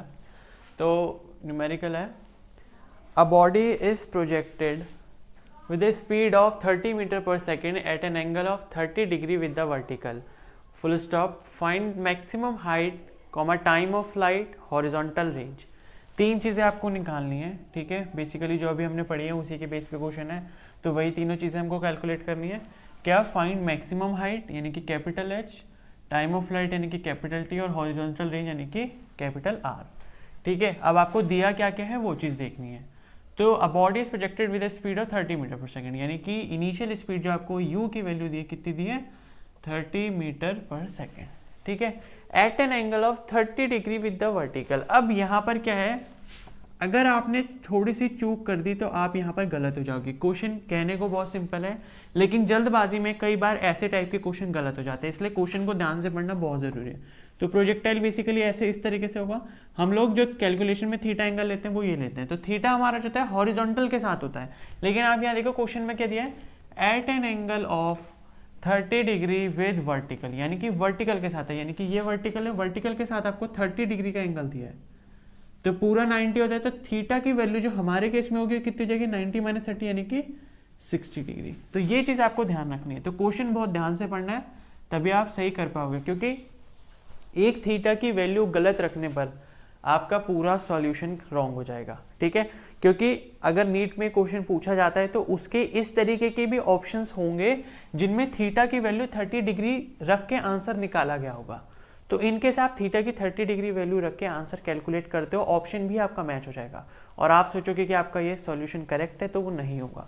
तो इसलिए क्वेश्चन को ध्यान से पढ़ना है कि वर्टिकल के साथ दिया एंगल या हॉरिजॉन्टल के साथ दिया। हॉरिजॉन्टल के साथ दिया होता तो ठीक था, ठीक है, लेकिन वर्टिकल के साथ दिए तो हॉरिजॉन्टल निकालने के लिए आपको 90 डिग्री में से माइनस करना पड़ेगा। तो थीटा की वैल्यू हो गई। अब कुछ भी नहीं करना, कैपिटल एच क्या होता है ये हम सभी को पता है, u square sine square theta by 2g। Capital T क्या होता है, 2u sine theta by g। और जो रेंज है कैपिटल आर वो क्या होता है, u square sine 2 theta by g. Clear हो गया, u square sine 2 theta by g, u square sine square theta upon 2g। Clear हो गया। तो इन फॉर्मूला में आपको कंफ्यूज नहीं होना कभी भी, तो अच्छे से प्लीज इसको याद कीजिए। आप कुछ भी नहीं करना, आप इनमें फॉर्मूला में वैल्यूज रख दोगे, आपका आंसर आ जाएगा। तो मैं ये सॉल्व करा के आपका ज़्यादा टाइम नहीं लेना चाहता, तो हम इससे आगे बढ़ते हैं। मैंने आपको बता दी कि किस तरीके से सॉल्व करना है। तो चलिए अब हमारा नेक्स्ट टॉपिक देखते हैं। ये भी काफ़ी इंपॉर्टेंट है क्योंकि इस पर भी क्वेश्चन आया हुआ है और इस पर क्वेश्चन आगे पूछने की प्रोबेबिलिटी भी काफ़ी ज़्यादा है। ठीक है, तो टॉपिक जो है वो है relation between capital r and H max, यानी कि जो हॉरिजॉन्टल रेंज है और जो मैक्सिमम हाइट है, ठीक है, प्रोजेक्टाइल की, उन दोनों में क्या रिलेशन हो सकता है। ठीक है, तो हम पहले इनका, और ये सिर्फ किसके लिए है, ग्राउंड टू ग्राउंड, ये चीज़ ध्यान रखनी है। जब तक मैं कुछ और नहीं बोलता आपसे, तब तक आपको ये केस जो समझना है वो ग्राउंड टू ग्राउंड प्रोजेक्टाइल के लिए ही कंसीडर करना है। यानी कि ग्राउंड से पार्टिकल फेंका गया और उसके बाद जब वो पार्टिकल गिरेगा प्रोजेक्टाइल कंप्लीट करने के बाद, तो वो ग्राउंड पर ही गिरेगा। ठीक है, तो हमें ये पता है कि कैपिटल आर जो होता है वो क्या होता है, u square sine 2 theta by g, या इसको ऐसे लिख सकता हूँ, u square sine theta cos theta. ठीक है, बाहर से 2 भी आएगा क्योंकि साइन 2 थीटा क्या होता है, 2 साइन थीटा कॉस थीटा, तो 2 sine theta cos theta into u square by g. Capital r आपको पता है क्या होता है, u square sine square theta by 2g। ये इक्वेशन नंबर मैंने 1 कंसीडर कर ली है, ये इक्वेशन नंबर मैंने 2 कंसीडर कर लिया। अब मैं क्या करूँगा, इक्वेशन 1 को या तो 2 से डिवाइड कर दो ये, या फिर 2 को 1 से डिवाइड कर दो, कोई प्रॉब्लम नहीं है, कुछ भी कर सकते हैं। ठीक है, इक्वेशन 1 डिवाइडेड बाय 2 इस तरीके से कर लिया, तो इक्वेशन 1 यानी कि r बाई एच इस तरीके से हो जाएगा, ये is equal to 2u square sine theta cos theta by g upon you square sine square theta by 2g। ये जब उधर जाएगा मल्टीप्लाई में तो ये रिवर्स हो जाएगा। ठीक है, तो ऊपर वाला तो ऐसे ही रहेगा as it is, 2u square sine theta cos theta by g. ये वाला जो नीचे वाला एक्सप्रेशन है ये अभी डिवीजन में जब इसको मल्टीप्लाई में लेके जाऊंगा तो ये उल्टा हो जाएगा। तो उल्टा होने का मतलब ये है कि ये 2g जो है ये ऊपर आ जाएगा और u square sine square theta नीचे आ जाएगा डिनोमिनेटर में। ठीक है, इस तरीके से इसको किया जाता है, तो ये हो जाएगा। अब देख सकते हो g से g कैंसिल हो गया हमारा, क्लियर है, और एक साइन थीटा से एक साइन थीटा कैंसिल हो जाएगा, क्लियर हो गया, और u स्क्वायर से u स्क्वायर कैंसिल हो जाएगा, क्लियर है। तो आपके पास जो वैल्यू आएगी वो कितनी की, 2 2 जा 4, ठीक है, 4 cos theta by sine theta, cos theta by sine theta, इस तरीके से लिख सकता हूँ मैं इसको। अब आगे सॉल्व करते हैं, यहीं पे कर लेता हूँ। तो r by h is equal to 4 cos theta by sine theta. मैंने क्या करा, इसको पलट दिया, ठीक है, उल्टा कर दो, दोनों साइड उल्टा होगा। तो r बाय एच है तो इधर क्या हो जाएगा, h by r is equal to इधर क्या हो जाएगा, sine theta upon 4 cos theta. Clear है, इतना हो गया। इसके बाद इसको यहां पर सॉल्व करते हैं।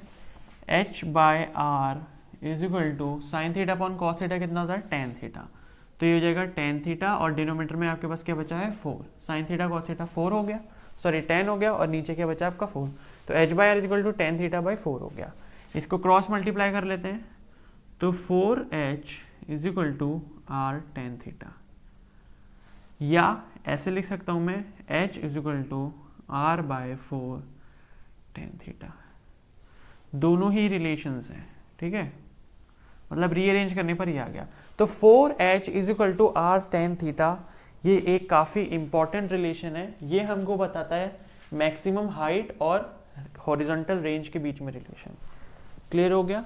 तो आई होप आपको ये रिलेशन अच्छे से समझ आया होगा। हमारे पास जो रिलेशन मिला है वो क्या है, 4h is equal to r tan theta. काफ़ी इंपॉर्टेंट रिलेशन है, बहुत जगह यूज़ हो सकता है, आपके सॉल्यूशंस ईजी करवाने में हेल्प कर सकता है। क्लियर है। अभी मैं आपको बताता हूँ कि ये फॉर्मूला जो है, ये रिलेशन जो है आपका सॉल्यूशन इजी किस तरीके से कर सकता है। तो चलिए एक न्यूमेरिकल देखते हैं इसी के बेस पर।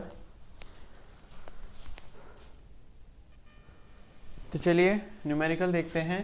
तो न्यूमेरिकल है the horizontal range and the maximum height of a projectile are equal. तो आपको कंडीशन जो दी है क्वेश्चन में वो है हॉरिजॉन्टल रेंज यानी कि capital r and the maximum height of a projectile are equal. Clear है। तो capital are is equal to आपको क्या दिया है, कैपिटल एच। क्लियर है। एक बार मैं क्वेश्चन और देख लेता हूँ। हाँ ठीक है, ठीक है। The horizontal range and the maximum height of a projectile are equal. तो capital are is equal to H हो गया, या एच मैक्स बोल सकते हैं, ठीक है। तो आपसे पूछा है एंगल ऑफ प्रोजेक्शन। आपसे क्या पूछा गया है कि थीटा की वैल्यू कितनी होगी। ये 2012 AIPMT में आ चुका क्वेश्चन, तो इसलिए ये टॉपिक भी काफ़ी इंपॉर्टेंट है, ठीक है। तो अगर आप इसको अपनी यूजुअल तरीके से करते तो आप क्या करते, कैपिटल आर की वैल्यू लिखते, ठीक है, जो कि क्या होती है u² sin 2 थीटा बाई जी, वो लिखते। उसको इक्वेट करते h की वैल्यू के साथ, जो कि क्या है u² sin² theta by 2g। आप इक्वेट वगैरह करते, उसके बाद सब कैंसिल करते, फिर थीटा की वैल्यू निकालते। लेकिन हमें क्या पता है, एक डायरेक्ट फॉर्मूला पता है, वो क्या है, r tan theta is equal to 4h। ये फॉर्मूला हम सभी को पता है। क्लियर है। तो अब आपको क्या बताना है इसमें, हाँ, R tan theta is equal to 4h। एक बार मैंने न्यूमेरिकल सही से देख लेता हूँ, मुझे कुछ डाउट लग रहा है इसमें। हाँ हाँ ठीक है, ठीक है। हाँ, तो R tan theta is equal to 4h है। क्लियर है। अब आपने क्या करा, आपको r is equal to H दे रखा है, तो या तो आप h इधर रख दो या फिर r इधर रख दो। तो मैंने क्या करा, r is equal to H है तो मैंने इधर h रख दिया r की जगह। तो h tan theta is equal to क्या हो जाएगा, 4 इंटू एच। h से h क्या हो जाएगा, कैंसिल हो गया। तो टेन थीटा की वैल्यू आपको क्या मिल जाएगी, 4। तो थीटा की वैल्यू क्या मिल जाएगी, टेन इनवर्स 4। तो ये टेन इनवर्स 4 क्या हो जाएगा, आपका आंसर हो गया। क्लियर है। तो आप सोच रहे होगे कि न्यूमेरिकल मतलब इस तरीके से करते तो आपको काफ़ी टाइम टेकिंग होता, लेकिन आपने जब ये फॉर्मूला शॉर्ट फार्मूला लगा के करा तो आपका आंसर जो है, अगर आप बहुत जल्दी करोगे तो विद इन 5 सेकेंड्स इसका आंसर आ जाएगा। तो काफ़ी कमाल का फॉर्मूला है, इसको आपने अच्छे से अपनी नोट्स में लिखना है। साथ ही साथ जो भी आप फॉर्मूला शीट वगैरह अपनी बना रहे हैं तो उसमें भी इसको ज़रूर नोट कीजिएगा, ठीक है। तो चलिए अब इसके बाद नेक्स्ट टॉपिक करते हैं। तो चलिए अगला टॉपिक देखते हैं। ये है हमारा अगला topic, same range for complementary angles. ठीक है। तो कॉम्प्लीमेंट्री एंगल्स का अगर आपको मतलब नहीं पता तो मैं बता देता हूँ। सपोज अगर आपके पास दो एंगल्स हैं, अल्फा और बीटा, ठीक है, तो अल्फा और बीटा कॉम्प्लीमेंट्री कब होंगे, जब इन दोनों का सम जो है वो आपका 90 डिग्री के बराबर होगा। ये चीज़ याद रखनी है आपको, कंडीशन फॉर कॉम्प्लीमेंट्री एंगल्स।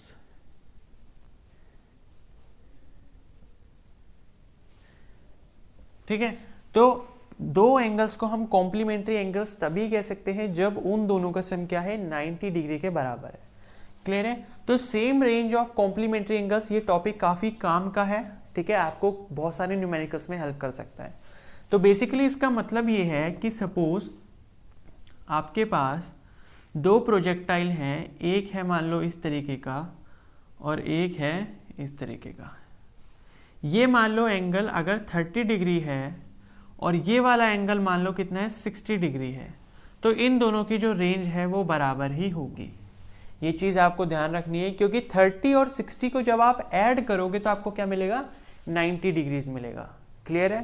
तो काफ़ी इंपॉर्टेंट पॉइंट है, आप इसको अच्छे से याद रखना, क्योंकि कई न्यूमेरिकल में ये यूज होगा। ठीक है? तो अगर 30 डिग्री से किसी प्रोजेक्टाइल को हमने फायर करा और दूसरा एक प्रोजेक्टाइल है जो 60 डिग्री के एंगल पर फायर हुआ है, तो इन दोनों की रेंज बराबर होगी। क्यों बराबर होगी? क्योंकि 30 डिग्री और 60 डिग्री क्या है, दोनों मिलकर 90 डिग्री बनाएंगे, यानी कि both are complementary angles. Clear है? जैसे दूसरा एग्जांपल ले सकते हैं, मान लो 15 डिग्री पर एक प्रोजेक्टाइल फेंका गया और दूसरा गया है 75 डिग्री पर, तो इन दोनों की रेंज भी जो होगी वो क्या होगी, सेम होगी। तीसरा एग्जांपल मान लो ले लो 45 डिग्री पर और 45 डिग्री पर, ये तो फिर भी सेम ही होंगे क्योंकि दोनों सेम एंगल्स पर है। ठीक है? और एग्जांपल्स हम ले सकते हैं, मान लो 35 डिग्री और आपका हो गया 55 डिग्री, तो ये दोनों एंगल मिलकर भी क्या बना रहे हैं, 90 डिग्रीज का सम बना रहे हैं। तो जो भी दो एंगल्स जो हैं 90 डिग्री का सम बनाएंगे, यानी कि वो कॉम्प्लीमेंट्री एंगल है। तो कॉम्प्लीमेंट्री एंगल के केस में जो प्रोजेक्टाइल की रेंज होती है वो रेंज दोनों ही केसेस में सेम होगी। यानी कि पहले वाले की रेंज अगर सपोज R1 है तो दूसरे वाले की सपोज R2 है, तो R1 is equal to R2 is equal to R के बराबर होगा। तो ये चीज़ आपको ध्यान रखनी है, काफ़ी इंपॉर्टेंट पॉइंट है, इस पर न्यूमेरिकल आ भी सकता है, कहीं ना कहीं ये कॉन्सेप्ट में यूज हो सकता है। ठीक है? तो ये चीज़ आपको पता होनी चाहिए, काफ़ी इंपॉर्टेंट पॉइंट है। तो चलिए अब इसके बाद आगे देखते हैं। तो चलिए जो अभी हमने टॉपिक पढ़ा उसी पर बेस्ड एक न्यूमेरिकल देखते हैं। ठीक है? तो न्यूमेरिकल है, for a projectile angle of projections are 45 minus theta and 45 plus theta, the ratio of their horizontal range R. ठीक है? ये 2006 में पूछा गया था, तो नीट में आ चुका है या AIPMT में आ चुका है, तो कॉन्सेप्ट जो है काफ़ी इंपॉर्टेंट है। तो आपसे बोला गया है कि मान लो θ1 की वैल्यू जो है वो क्या दे रखी है आपको 45 माइनस थीटा, और θ2 की वैल्यू आपको क्या दे रखी है 45 प्लस थीटा। अब अगर आप इन दोनों का सम निकाल कर देखोगे θ1 प्लस θ2, तो ये हो जाएगा 45 minus theta plus 45 plus theta. तो plus theta minus theta cancel हो जाएंगे, 45 कितना आ जाएगा 90 डिग्रीज, यानी कि θ1 और θ2 का सम 90 डिग्री आया, therefore they are complementary angles. Clear हो गया? कॉम्प्लीमेंट्री एंगल्स हो जाएंगे, यानी कि R1 की जो वैल्यू है, range in the case of first projectile is equal to the range of second projectile. R1 is equal to R2 हो जाएगा, जिसको हम R के बराबर लिख सकते हैं। तो R1 डिवाइडेड बाय R2 की वैल्यू क्या हो जाएगी, R बाय R, यानी कि 1/1 इज इक्वल टू 1:1, इसका आंसर हो जाएगा। क्लियर है? तो काफ़ी इंपॉर्टेंट क्वेश्चन था, अगर आपको ये कॉन्सेप्ट नहीं पता होगा तो आप इस टाइप का क्वेश्चन नहीं कर पाओगे। तो ये कॉन्सेप्ट इसीलिए काफ़ी इंपॉर्टेंट था। एक और क्वेश्चन आया हुआ है इसका, शायद 2002 में आया था। ठीक है? तो ये कॉन्सेप्ट आपको अच्छे से याद रखना है, अगर कॉम्प्लीमेंट्री एंगल होंगे तो उनकी रेंज सेम होंगी। तो उसी का कॉन्सेप्ट यूज़ करके हमने न्यूमेरिकल कर लिया। तो चलिए अब इससे आगे करते हैं। तो फ्रेंड्स, अब जो अब हमारा नेक्स्ट टॉपिक है वो है इक्वेशन ऑफ ट्रेजेक्ट्री, यानी कि कोई भी प्रोजेक्टाइल मोशन हो रहा है तो इक्वेशन ऑफ ट्रेजेक्ट्री का मतलब होता है, trajectory is basically the path of the projectile. Path यानी कि जो ये रास्ता है जिस रास्ते पर प्रोजेक्टाइल मोशन हो रहा है, यानी कि कोई पार्टिकल आपने यहाँ से फेंका, यू वेलोसिटी से इनिशियल वेलोसिटी उसकी यू है, तो वो ये पाथ जो है इसको ट्रैक करते हुए जाएगा। तो ये जो पाथ होता है इसकी जो इक्वेशन होगी, ठीक है, इसकी जो इक्वेशन होगी उसे हम क्या बोलेंगे, इक्वेशन ऑफ ट्रेजेक्ट्री। यानी कि जैसे कि मैथ्स में क्या होता है, सर्कल की इक्वेशन होती है, पैराबोला की इक्वेशन होती है, बेसिकली ये क्या होगी, पैराबोला की इक्वेशन होगी, क्योंकि प्रोजेक्टाइल जो पाथ होता है वो एक वो क्या होता है, एक पैराबोलिक पाथ होता है। ठीक है? तो इस चीज़ को हम इसलिए यूज़ करते हैं क्योंकि अगर हमें किसी भी पर्टिकुलर पॉइंट पे उसकी इक्वेशन बतानी है, हमको वहाँ से कुछ कैलकुलेट करना है, तब ये जो इक्वेशन है वो हमारी काम आएगी। वो हम न्यूमेरिकल में देखेंगे कैसे काम आएगी। ठीक है, तो हम यहाँ पर इक्वेशन ऑफ ट्रेजेक्टरी का मतलब ये है equation which describes motion without being function of time, यानी कि ऐसी इक्वेशन जो मोशन को डिस्क्राइब करे लेकिन उसमें फंक्शन जो है टाइम का नहीं होना चाहिए, यानी कि उसमें जो टी का टर्म है वो टी का टर्म नहीं आना चाहिए। ठीक है, तो ये चीज़ आपको समझनी है। तो इसको हम निकालेंगे अब। तो निकालने का तरीका वही रहेगा जैसे अभी तक हमने सारी चीज़ें कैलकुलेट करी थी, वही रहेगा।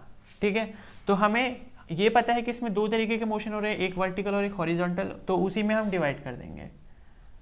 ठीक है, तो एक हमारा मोशन हो गया वाई डायरेक्शन का, ये चलो इधर एक्स डायरेक्शन का ले लेते हैं। ठीक है, तो ये हो गया हमारा इधर एक्स डायरेक्शन का मोशन और ये हो गया हमारा वाई डायरेक्शन का मोशन। हमने क्या करा, एक पी पॉइंट कंसीडर करा जिसके कोऑर्डिनेट्स एक्स कॉमा वाई है।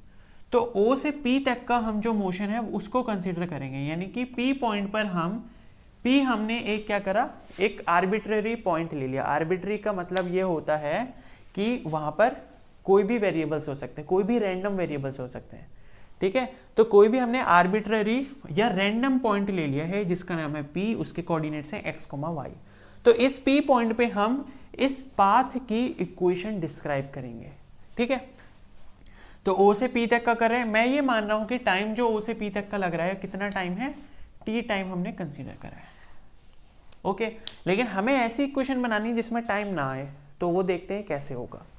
तो अब बात करते हैं एक्स डायरेक्शन की। तो एक्स डायरेक्शन में आपको इनिशियल वेलोसिटी पता है कितनी है, यू कॉस थीटा है, ये आप सभी जानते हैं। एक्सेलरेशन जो होता है एक्स डायरेक्शन में 0 होता है, ये भी आप सभी को पता है। टाइम हमने जो ले रखा है वो हमने कंसीडर करा है टी टाइम है पी पॉइंट तक के लिए। क्लियर है, उसके बाद ठीक है, इतना हो गया। अब मैं क्या कर रहा हूं, इसमें जो क्या बोलते हैं, जो मेरी डिस्प्लेसमेंट होगी इस पॉइंट तक के लिए। ठीक है, मैं आपको बताता हूं। मैं अगर इस पॉइंट तक देख रहा हूं तो इस पॉइंट तक जो मेरी एक्स एक्सिस में डिस्प्लेसमेंट होगी वो क्या एक्स होगी, तभी तो मैंने एक्स कोऑर्डिनेट यहां पर लिया है। और जो वाई डायरेक्शन में मेरी डिस्प्लेसमेंट होगी, क्या वो मेरी डिस्प्लेसमेंट वाई होगी, क्योंकि एक्स और वाई कोऑर्डिनेट है। इसका मतलब यही होता है कि आपकी एक्स एक्सिस में जो डिस्प्लेसमेंट है वो कितनी है, एक्स है, और वाई डायरेक्शन में जो डिस्प्लेसमेंट वो कितनी है, वाई है। ठीक है, तो क्या मैं displacement in X direction is equal to X लिख सकता हूँ। ठीक है, अब मैं इसमें इक्वेशन लगाता हूँ, S is equal to U T plus half A T square. Equation of motion लगाई मैंने। ओके, क्योंकि एक्सेलरेशन है नहीं यहाँ पर, तो ये वाला जो टर्म है ये क्या हो जाएगा, 0। तो मैं यहाँ नीचे x भी लिख देता हूँ, S x is equal to you x T plus half A x T square. ठीक है, एस एक्स की वैल्यू आपको x दी है, यू एक्स की वैल्यू आपको कितनी दी है, U cos theta. T as it is ही रहेगा, टी टाइम है, प्लस हाफ ए एक्स की वैल्यू आपको 0 दी है, तो ये पूरा टर्म क्या हो जाएगा, 0 हो जाएगा। क्लियर है, तो आपको इक्वेशन क्या मिल गई, x is equal to T, पहले लिख लेते हैं यहाँ पर, t into U cos theta. ये आपको एक इक्वेशन मिल चुकी है। ठीक है, यही काम आपको यहाँ y डायरेक्शन वाले केस में करना है। तो इनिशियल वेलोसिटी आपको पता है y एक्सिस में कितनी है, u साइन थीटा हो जाएगी। क्लियर हो गया। एक्सेलरेशन आप सभी को पता है, सॉरी ये y नहीं होगा, x नहीं होगा, ये y डायरेक्शन है, u साइन थीटा हो जाएगी, a y क्या हो जाएगी, माइनस जी। क्लियर हो गया। टाइम t ही लगेगा, क्योंकि इस पॉइंट पर t ही टाइम होगा, भले ही आप x में जाओ या फिर y में जाओ, टाइम हो गया T. Displacement in Y direction क्या हो जाएगी, वाई हो जाएगी। यहाँ से लेके यहाँ तक की डिस्प्लेसमेंट वाई डायरेक्शन कितनी है, वाई है। सेम इक्वेशन लगाएंगे, S Y is equal to you Y T plus half A Y T square. Clear है, ये इक्वेशन लगाई। अब एस वाई की वैल्यू कितनी है, वाई है, यू वाई यानी कि u sine theta time t ही है, प्लस हाफ ए Y T square plus half ए वाई की वैल्यू माइनस जी, तो मैंने माइनस पहले लगा दिया, minus half g into t square. Clear हो गया। अब हमें क्या करना है, हमें टाइम टी नहीं लेकर आना, तो हम क्या करेंगे, ये जो टी की वैल्यू है यहाँ से उठा लेंगे, यहाँ से टी की वैल्यू उठाने के बाद यहाँ पे रख देंगे। तो टी अगर मैं यहाँ से निकालूंगा तो क्या मिलेगा मुझे, X by U cos theta, ये हो जाएगा टाइम की वैल्यू, क्योंकि X is equal to T U cos theta है, तो टी की वैल्यू क्या हो जाएगी, X by U cos theta, वो यहाँ पर रख देंगे। तो y की वैल्यू हो जाएगी चलो यहाँ पर कर लेते हैं y is equal to you sine theta into T. T की वैल्यू क्या है? X by U cos theta, X by you cos theta minus half G T square, minus half G T square यानी कि X square upon you square cos square theta, X square upon you square cos square theta. इतना हो गया। उसके बाद आप देख सकते हो u से ये u कैंसिल हो जाएगा, sine theta upon cos theta कितना होता है? टेन थीटा, तो x टेन थीटा हो जाएगा minus half ji x square upon you square cos square theta. तो ये जो आपकी इक्वेशन आई है y is equal to X tan theta minus half ji x square upon you square cos square theta, ये at a point किसी भी point पर क्या है? ये किसी भी एक आर्बिट्ररी या फिर रैंडम पॉइंट पर इस ट्रेजेक्ट्री की इक्वेशन होगी। तो अब आप देख सकते हो कि इस ट्रेजेक्ट्री की इक्वेशन में कोई भी t यानी कि टाइम का टर्म नहीं आया है, ठीक है? तो इसीलिए क्या है, ये ट्रेजेक्ट्री की इक्वेशन बन गई है। ओके, तो अब इस इक्वेशन का फायदा ये होता है कि आपने कोई भी रैंडम पॉइंट यहाँ पर सेलेक्ट करा, आपको उस पर x की वैल्यू मालूम है। किसकी वैल्यू मालूम है? x की वैल्यू मालूम है। आपको थीटा पता है यानी कि एंगल ऑफ प्रोजेक्शन की वैल्यू मालूम है, तो टेन थीटा वहां से कैलकुलेट हो जाएगा। x आपको पता है, g की आपको वैल्यू पता ही है, इनिशियल वेलोसिटी भी आपको पता होगी, cos थीटा भी आप थीटा से निकाल लोगे, तो उस पॉइंट पर आप y की वैल्यू निकाल सकते हो, ठीक है? तो उस केस में ये इक्वेशन आपके काम आएगी। ओके, अब इसी पे बेस जो है हम एक अच्छा सा न्यूमेरिकल देखते हैं। तो ये इक्वेशन आपको अच्छे से याद करनी है कि इक्वेशन ऑफ ट्रेजेक्ट्री क्या होती है? y is equal to X tan theta minus half ji x square upon you square cos square theta. लेकिन यहां पर भी एक नोट रहेगा, it is only for ground to ground projectile. Clear है? ग्राउंड से ग्राउंड के लिए ही ये इक्वेशन वैलिड होगी। वैसे नीट में न्यूमेरिकल जो है नहीं पूछे जाते हैं, ठीक है? कि मतलब एक हाइट से जो है प्रोजेक्टाइल फेंका गया, बहुत रेयर चांसेस हैं, तो हम उस पर ज़्यादा फोकस करेंगे भी नहीं क्योंकि आपके लिए वो टाइम वेस्ट है, ठीक है? तो आपको ग्राउंड टू ग्राउंड पर ही ध्यान रखना है। तो ये आपका इसका इक्वेशन ऑफ ट्रेजेक्ट्री हो गया, ठीक है? तो चलिए अब इससे आगे बढ़ते हैं, न्यूमेरिकल करते हैं इस पर। तो चलिए न्यूमेरिकल करते हैं। तो आपको क्वेश्चन दिया है, the equation of projectile is y is equal to under root 3x minus G x square by two full stop the speed and angle of projection are. तो ये आपको इक्वेशन दी है एक पर्टिकुलर प्रोजेक्टाइल की, तो आपको इस इक्वेशन से ये बताना है कि स्पीड कितनी होगी, यानी कि इनिशियल स्पीड u की वैल्यू क्या होगी और एंगल ऑफ प्रोजेक्शन यानी कि थीटा की वैल्यू क्या होगी, ठीक है? तो बेसिकली आपको जो काम करना होता है, आपको क्या करना है, ये जनरल इक्वेशन हमारे पास ये होती है जो अभी हमने डिराइव करी थी, y is equal to X tan theta minus half ji x square upon you square cos square theta. इस इक्वेशन से जो भी आपको इक्वेशन दी है उसको कंपेयर करना है, ठीक है? तो ये एक्स टेन थीटा का टर्म है, ये रूट 3x है, तो क्या मैं इस टर्म को इसके बराबर लिख सकता हूँ? लिख सकता हूँ, ठीक है?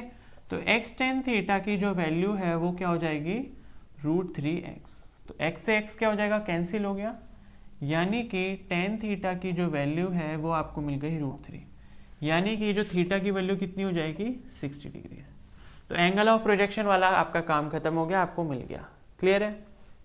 अब आपसे पूछा है कि एंगल ऑफ प्रोजेक्शन क्या होगा, यानी कि थीटा की वैल्यू ना। एंगल ऑफ प्रोजेक्शन तो हमने निकाल लिया, अब हमें पता है हमें क्या पता करना है? स्पीड पता करनी है। क्लियर है?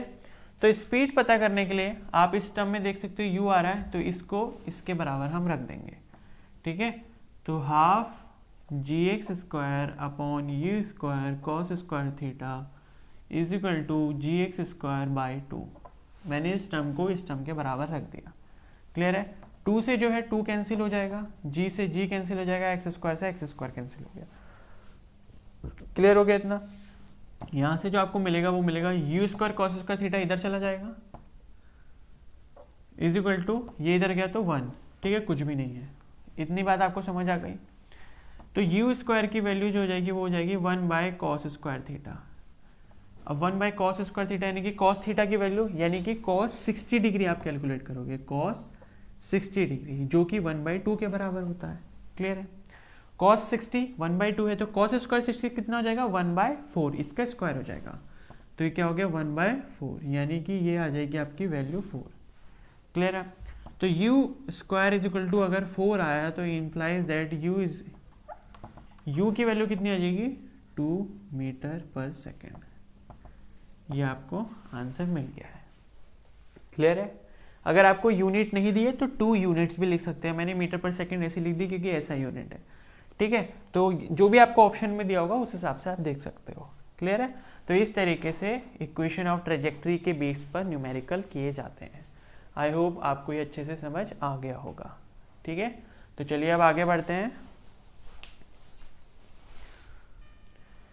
तो चलिए इक्वेशन ऑफ ट्रेजेक्ट्री पर एक लास्ट न्यूमेरिकल देखते हैं। ठीक है, तो ये है the equation of projectile is y is equal to 16 minus X square by 4 calculate range. अब आपको ये इक्वेशन दे दी है और रेंज निकालनी है।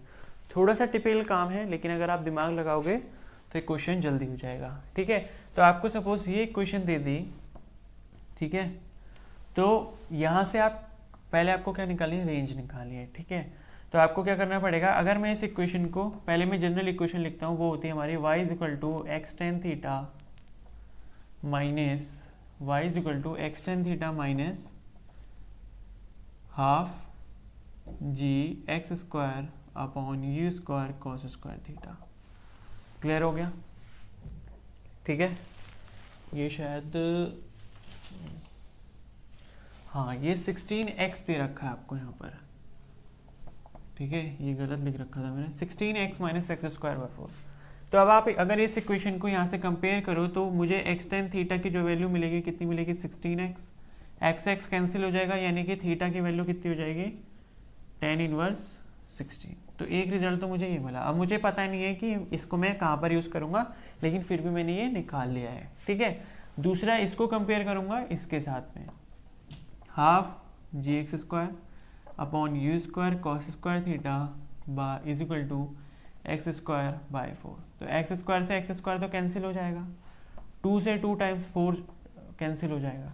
ठीक है, अब क्या हुआ, 2 इधर चला जाएगा जी के साथ, तो 2g upon you square cos square theta is equal to 1। ये 1 मिल गया आपको। ठीक है, मैं क्या करूँगा, यू स्क्वायर को उधर ले जाता हूँ, तो U square is equal to क्या मिल जाएगा मुझे 2g upon cos square theta, या 2 इंटू 10 हो जाएगा तो 20 अपॉन कॉस स्क्वायर थीटा। ये मिल गया मुझे। ठीक है, या इसको मैं क्या करता हूँ 2g ही रहने देता हूँ। ठीक है, इसको एज इट इज़ ही रहने दीजिए, g की वैल्यू रखने की ज़रूरत नहीं है। अब मुझे रेंज कैलकुलेट करनी है, तो कैपिटल R यानी कि रेंज का जो फॉर्मूला होता है वो होता है u square 2 sine theta cos theta by g. ये होता है आपका रेंज का फॉर्मूला। क्लियर है? अब यू स्क्वायर की वैल्यू मैं यहाँ से उठा के यहाँ पर रख दूँ तो देखते हैं क्या होता है। यू स्क्वायर की वैल्यू रखी मैंने 2g upon cos square theta into 2 sine theta cos theta, ये एज इट इज़ ही रहेगा, 2 sine theta cos theta as it is रहा, अपॉन जी, ये जी रहा। ठीक है, ये जी से जी कैंसिल हो जाएगा, एक कॉस थीटा से एक कॉस थीटा कैंसिल हो जाएगा, 2 2 जा क्या मिला मुझे 4 मिला, sine theta by cos theta कितना मिल जाएगा 10 थीटा मिल गया। क्लियर है? 10 थीटा की वैल्यू आपको पता है कितनी है, 10 थीटा इज इक्वल टू कितना है यहाँ से 16 है, तो ये क्या हो जाएगा 4 इंटू 16, क्योंकि 10 थीटा की वैल्यू कितनी 16 है। ठीक है, तो 16 4 जा कितना हो जाएगा 64 मीटर। तो इस तरीके से ये आपकी रेंज आ गई। ठीक है, तो थोड़ा सा दिमाग लगाना पड़ेगा और इस टाइप के क्वेश्चन ऐसे सॉल्व हो जाएंगे। क्लियर है? तो यहाँ पर हमारा प्रोजेक्टाइल मोशन खत्म होता है। ठीक है, एंगल वाले जो केसेस होते हैं वो नीट के लिए इंपॉर्टेंट बिल्कुल भी नहीं है, बहुत रेयर केस है कि वहाँ से क्वेश्चन आ जाए, तो उस पर अभी आपको जोर डालने की ज़रूरत नहीं है, क्योंकि पहले आपको अपना पूरा कोर्स फिनिश करना है, उसके बाद वो एक्स्ट्रा टॉपिक्स देखने हैं जिनमें थोड़ी बहुत प्रोबेबिलिटी है क्वेश्चन आने की। ठीक है, तो इसीलिए मैंने इसमें वो डिस्कस नहीं करे, सिर्फ ग्राउंड टू ग्राउंड मोशन ही डिस्कस करा है। ओके, तो बस यहीं पर हमारा लेक्चर ख़त्म होता है, और आई होप आपको ये लेक्चर अच्छे से समझ आ गया होगा, और अच्छे से समझ आए तो प्लीज़ इस वीडियो को लाइक कर देना, और साथ ही साथ अगर आप इस चैनल पर नए हो तो प्लीज़ इसको सब्सक्राइब करना। Okay, so thank you and all the best.